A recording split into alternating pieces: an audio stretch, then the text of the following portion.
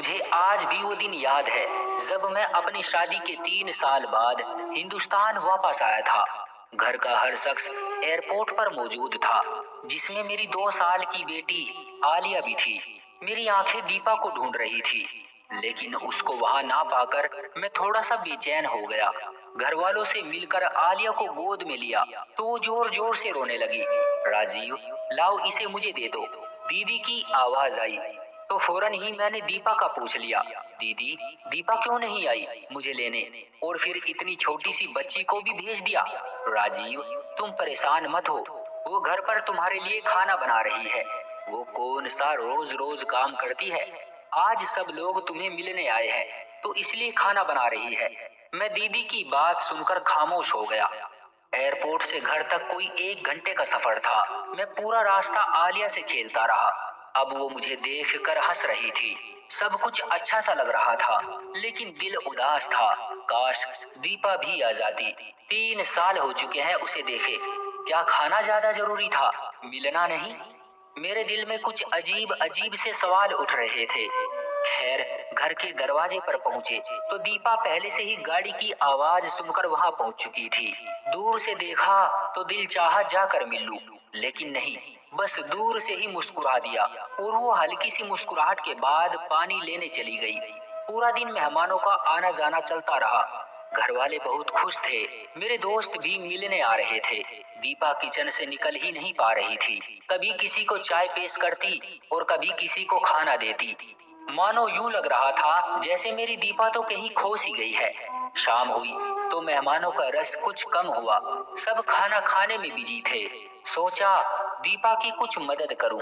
सुबह से बस काम में ही लगी है। अभी उठा ही था कि मम्मी ने बुला लिया, राजीव, मेरे पास आकर बैठ जाओ।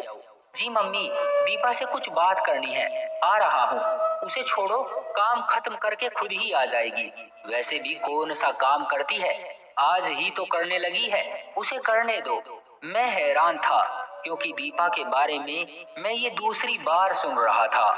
दीपा के खिलाफ कहीं ना कहीं आग मेरे दिल में लग चुकी थी। सुबह जब दीदी ने दीपा को काम ना करने का सुनाया और साथ में मम्मी भी दीपा को डांटने लगी, तो मैं भी चुप करके बैठ गया और सोचने लगा कि शायद मम्मी ठीक कह रही होगी।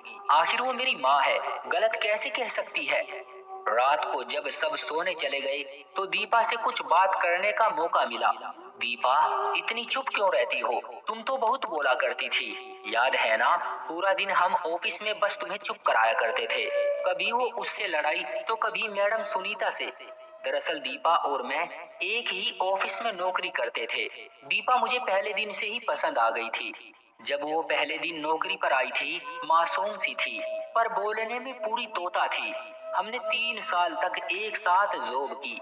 फिर मुझे बाहर जाने का मौका मिला तो जॉब छोड़ दी, लेकिन आपको कभी नहीं बोला, तुमको अपनाना चाहता था। तभी माँ को राजी किया, जो कि इंतहाई मुश्किल काम था। और फिर आखिरकार हम एक हो ही गए।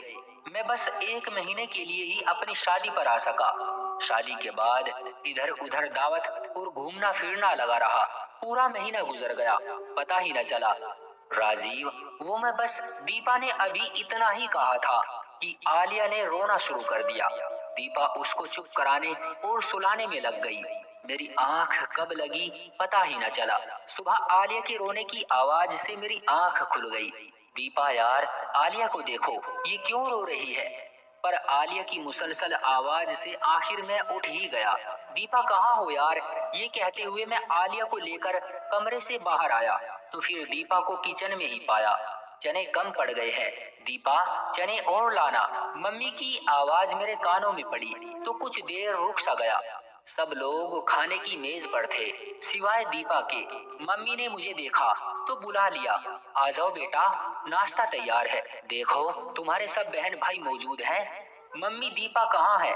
आलिया को भूख लगी है। तभी दीदी बोली, आलिया को मुझे दे दो, तुम फ्रेश हो जाओ, इसे मैं देखती हूँ। आज फिर दीपा किचन में अकेली, और पूरा खानदान, जिसमें कम से कम 20 लोग तो होंगे, खाने में बिजी थे। मम्मी तो कह रही थी कि दीपा कोई काम ही नहीं करती, बस कल ही किया था, तो फिर ये क्या था? दीपा अपना और मेरा खाना बाहर ले आओ। शायद मेरी बात किसी को भी अच्छी नहीं लगी थी, पर कुछ ऐसा भी था जो मुझे भी अच्छा नहीं लग रहा था। सुबह से दोपहर, दोपहर से शाम, दीपा का बस एक ही काम था कि वो हर किसी की ख्वाहिश पूरी करने में लगी रहती। मैं समझ चुका था कि दीपा इतनी चुप क्यों हो गई है। मेरे घर में आ जाने के बाद दीपा के चेहरे पर फिर से कुछ बदलाव आना शुरू हुआ था। शायद मेरे जाने के बाद सब उस पर हावी हो जाएंगे, तभी वो थोड़ा सहम चुकी है। वक्त गुजरता रहा, अब वो काम छोड़ भी दिया करती थी या मुझसे कह देती और मैं खुशी से उसकी मदद को उठ जाता। आज मम्मी की आवाज आई कि दीपा नाश्ता बना दो, नेहा आई है। नेहा मेरी दीदी का नाम था, जिनकी शादी हमारे घर के करीब ही बाबा के दोस्त के लड़के से हुई थी। दीदी तकरीबन रोज ही हमारे घर आ जाया करती थी। दीपा की कमर में शदीद दर्द था। मेरे मना करने के बावजूद वो किचन में गई और नाश्ता तैयार करने लगी। क्योंकि आलिया अभी सो रही थी, इसलिए मैं दीदी से बातें करने में मसरूफ हो गया। दीदी हम सब बहन भाइयों से बहुत प्यार करती थी और हम सब उनको बहुत पसंद करते थे। राजीव, प्लीज खाना लगवा ले मेरे साथ में। हाँ ठीक है। मैं सर हिलाकर उठ खड़ा हुआ और दीपा की मदद करने लगा। ये बात किसी को भी अच्छी नहीं लगी। जब नाश्ते से फारिग हो गए और दीपा भी आलिया को लेकर कमरे में चली गई, तब दीदी और मैं एक दूसरे से बातें करने में मसरूफ हो गए। राजीव, तुम जानते हो मैं तुम लोगों से बहुत प्यार करती हूँ। कभी ऐसा नहीं चाहती कि तुम लोग खुश न रहो, लेकिन मेरी कुछ नसीहतों पर अमल करोगे तो सुखी रहोगे। आगे तुम्हारी मर्जी, मैं तुम पर जबरदस्ती तो नहीं कर सकती। जी जी दीदी, आप बोले। आपको मालूम है कि हम सब बहन भाई आपकी और मम्मी की बात को जरूर अहमियत देते हैं। राजीव, तुम अपनी बीवी की मदद जरूर किया करो, लेकिन इस हद तक जब तक कि तुम्हें कोई ना देखे। अच्छा सा नहीं लगता तुम बर्तन उठा रहे हो और औरतों वाले काम कर रहे हो। जो आदत तुम आज उसको डालोगे, कल वही रहेगी। जो उसके काम है उसको करने दिया करो, आखिरकार वो आहिस्ता आहिस्ता कर ही लेगी। लेकिन अगर आदत बन गई तो फिर तुम्हें हमेशा ही उसकी मदद करनी पड़ेगी। दीदी की बात मेरे दिल को लगी। दिन गुजरते रहे, दीपा मुसलसल काम में लगी रहती। कभी मेरा दिल चाहता तो बस आलिया के लिए दूध बना देता, उससे ज्यादा कुछ नहीं। मम्मी नहीं चाहती थी कि मैं वापस दूसरे मुल्क जाऊं, बस फिर वही रह गया। क्योंकि मैं एक मेकअप की कंपनी में जॉब करता था, मैंने इसी काम को घर पर ही शुरू कर दिया, जिससे मैं घर बैठे ही कंप्यूटर से ऑनलाइन मेकअप सेल करके बहुत अच्छा कमा लेता। वक्त गुजरता गया, सब कुछ नॉर्मल था। मैंने कभी गौर ही नहीं किया कि दीपा क्या करती रहती है। जब मेरे 3 बच्चे हुए तो गुजारा थोड़ा मुश्किल हो गया। मेरी दोनों बेटियां तो स्कूल जाया करती थी, लेकिन बेटा अभी छोटा था।